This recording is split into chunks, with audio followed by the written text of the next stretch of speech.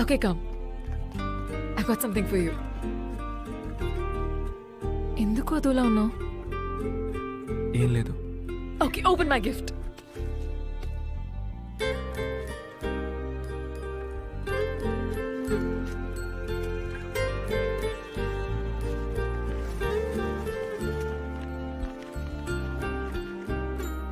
ఏంటిది? ఇదే మనం కలిసి ఉండబోయే ఇల్లు. ఇది hall where we'll hang out with all our friends. ఇది kitchen where you'll come and hold me from behind. And this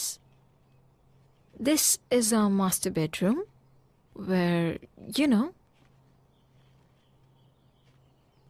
know or తెలుసు, చెప్పు.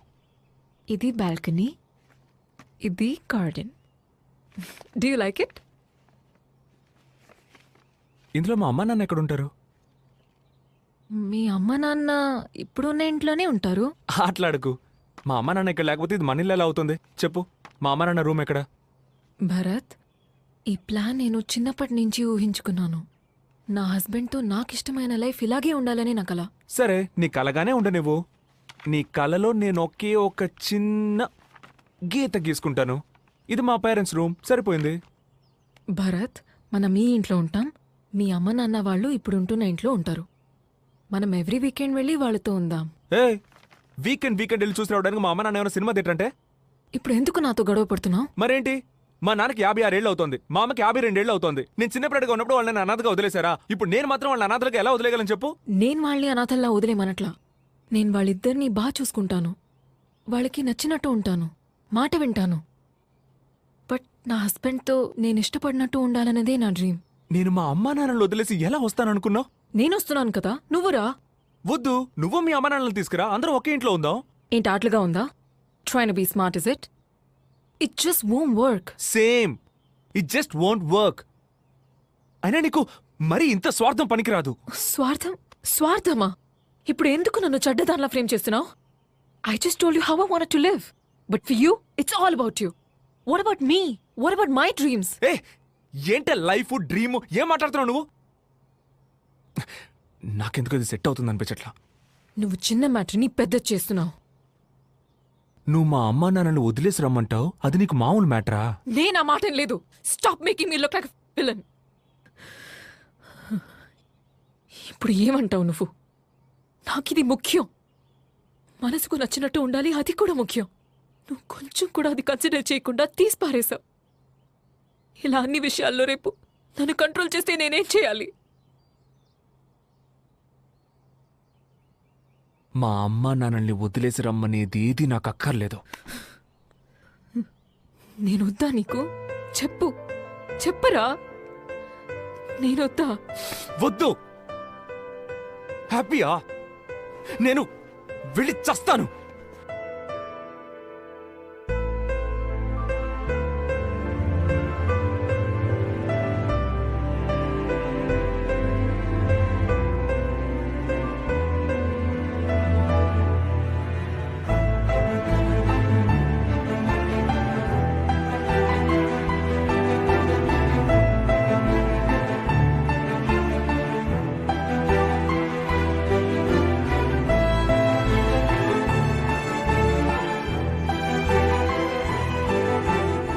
ఆ తర్వాత ఎంత ట్రై చేసినా మేమిద్దరం ఒకటి కాలేకపోయాం. అరవింద్ కూడా ఇంతకు ముందులా మాతో క్లోజ్గా ఉండడం మానేశాడు. అలా 1 సంవత్సరం గడిచిపోయింది. బాగుందా వదినా? చక్కగా ఉంది. బాగున్నారు అత్తయ్య? రేయ్, మన అరవింద్కి మంచి సంబంధం ఒకటి కుదిరిందిరా. మీలో ఒకరికి అప్పుడే పెళ్ళంటే నేను నమ్మలేకపోతున్నానురా. కదా, మంచి సంబంధం. అరవింద్ కూడా బిజినెస్ లో బాగా సంపాదిస్తున్నాడు. పిల్లవాడికి బాగా నచ్చింది. ఎన్నాళ్ళని ఇద్దరం ఒకరి ముఖాలు హోరు చూసుకుంటూ ఉండగలం? భరత్, ఇద్దరూ మాట్లాడుకోవడం లేదా? గొడవ ఇంకా తీరలేదా? లేదత్తయ్య, అలాంటిదే లేదు. నేను వాడితో మాట్లాడతాను. సరేరా. మా నేను కింద ఉంటాను. వాడు బాగా ఓవర్గా చేస్తున్నాడు రా. మనం ఎన్నిసార్లు మాట్లాడడానికి ట్రై చేశాం. అంత పెద్దప్పు నువ్వేం చేసావురా? వాడికి తెలియకుండా ఒక అమ్మాయిని లవ్ చేసావు, దానికి అంతలా చేయాలా? అరవింద్ బిజినెస్ చేస్తున్నాడు, ఇప్పుడు పెళ్లి చేసుకుని సెటిల్ కాబోతున్నాడు. నువ్వు ఇంకా ఈ బండవదవుతో బలాదూరు తిరుగుతున్నావు. మీ నాన్న ఆఫీసులో ఉద్యోగం ఇప్పిస్తానంటున్నారుగా, చేస్తే తప్పే ఉంది. నీకు పెళ్లి చేయాలని నాకు కోరిక ఉండదా ఏంటి? అవును, ఇప్పుడు నాకు పెళ్ళి ఒకటే తక్కువ. సరే, నేను ఉద్యోగానికి వెళ్తాను, నాన్నకు చెప్పు. నువ్వు చెప్పేది నిజమేనా వెళ్తాను చెప్పు. ఇప్పుడే చెప్పేస్తాను. మా నన్ను తీసుకెళ్ళరా. రే నేనేమన్నా పార్క్కి వెళ్తున్నాను నాతో తీసుకెళ్ళడానికి. వాడి ఇన్విటేషన్ చూద్దాం. అదో పెద్ద అమరావతి ఇన్విటేషన్ చూడు.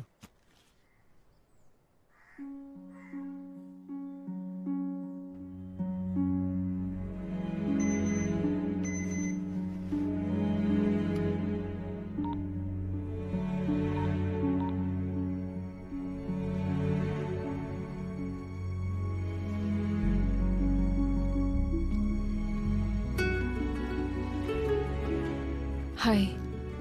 హాయ్. ఇప్పుడు చూడ్డానికి చాలా డిఫరెంట్గా ఉన్నావు. నిజంగా నాకు అరవింద్ నీ కజిన్ అని తెలియదు. మన బ్రేకప్ అయ్యాక లవ్ మ్యారేజ్ మీద ఇంట్రెస్ట్ పోయింది. ఇంట్లో చేసుకోమని అడిగారు, ఓకే అన్నాను. ఇప్పుడే అరవింద్ నీ కజిన్ అని తెలిసింది నాకు. Oh I had to talk to you after that. ఎందుకంటే మనం అందరూ ఇక ఒకే ఫ్యామిలీ అవ్వబోతున్నాం కదా. మన మధ్య ఇది ఆక్వర్డ్గా ఉండకూడదు కదా. లేదు అదే ఎలాగో మన మధ్య over. We have to move on. At least నా కజిన్ మంచోడు, నువ్వు బాగా హ్యాపీగా ఉంటావు. థ్యాంక్స్. అయితే నేను బయలుదేరుతాను.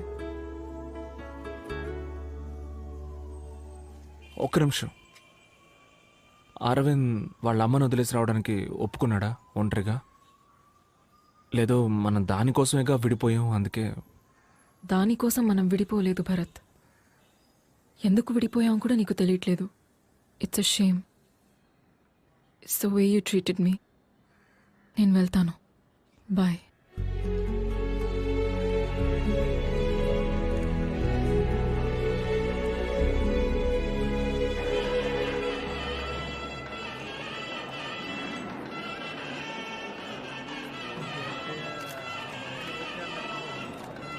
నాకే బాధగా ఉంది మావా.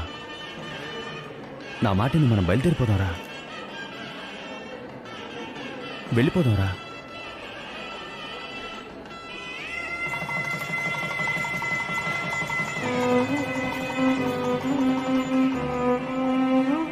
తనకి మొదటి నా లవ్వర్ కాదు, అరవింద్ వైఫ్ అన్న ఫీలింగ్ మెల్లమెల్లగా నాలో మొదలైంది.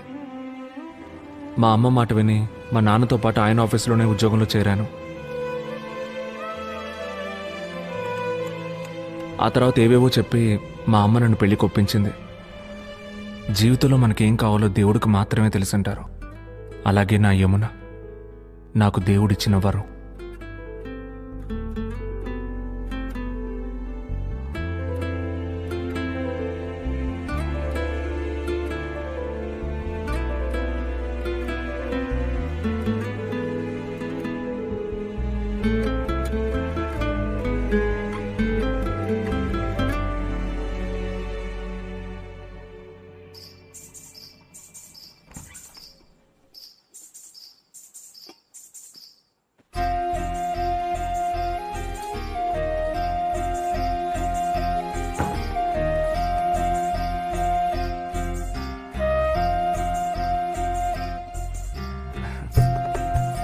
ఇవ్వు.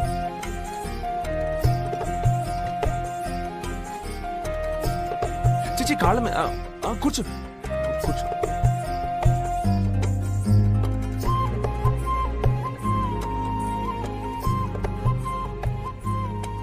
ఏదో తెలియని ప్రశాంతంగా ఉంది కదా.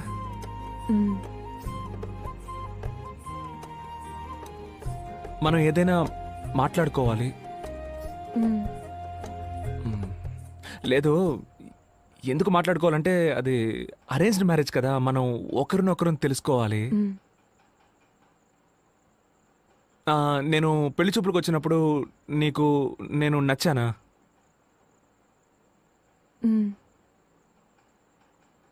కాకుండా ఇంకేమైనా మాట్లాడితే కొంచెం హెల్ప్ఫుల్గా ఉంటుంది.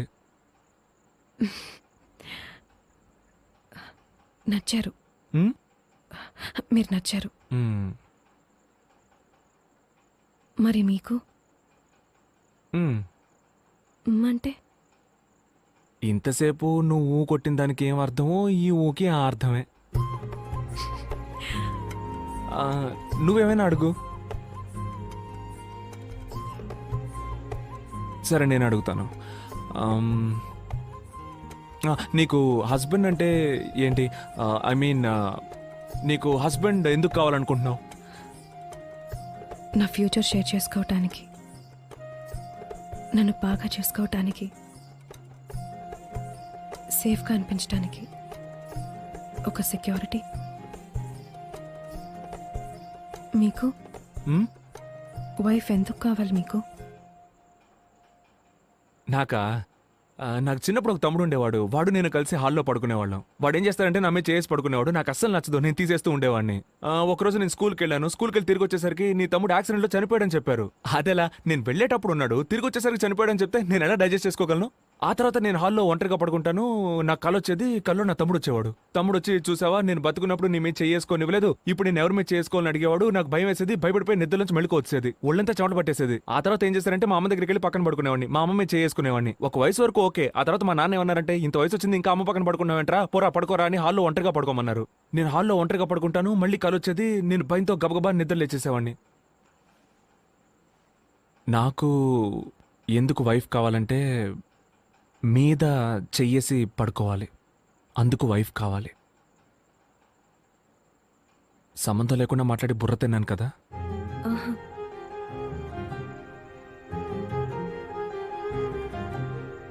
నీకు ఆకలేస్తుందా?